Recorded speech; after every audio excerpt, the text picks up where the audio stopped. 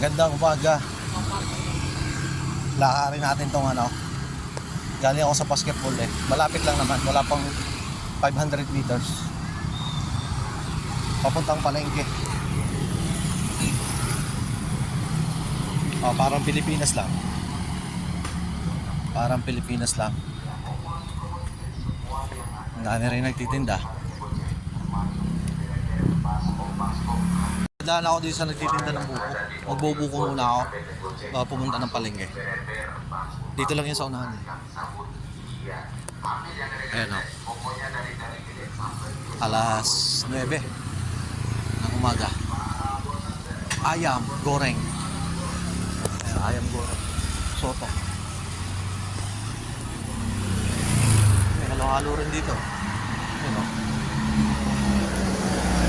Saan yung nagtitinda ng buko? Dito banda yun eh.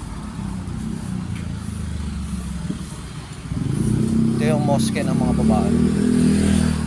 Ito. Kanilang anak. Dito na, malapit na yung tindahan ng buko.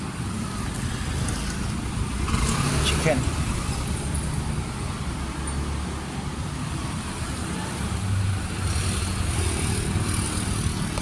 Bahari, soto, ayam. Ito yung kanilang ano, kalsada.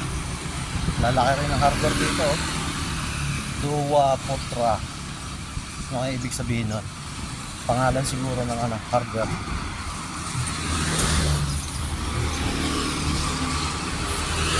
Kaliwa ang daan dito.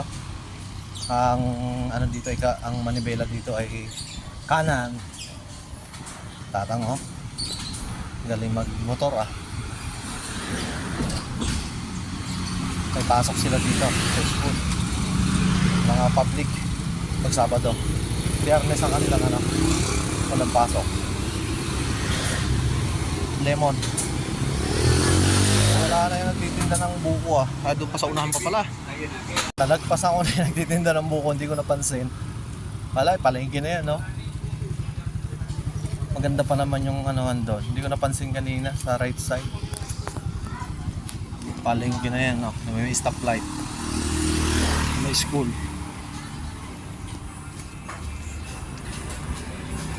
Nakalimutan. Pasang kayo nagtitinda ng buko. Ito yung nakita ko. Sino to? Si Donald Duck. Donald Duck. Wala tayong buko ngayon. Lumagpas ako. Hindi ko napansin. Wala pa naman dito sa palengke.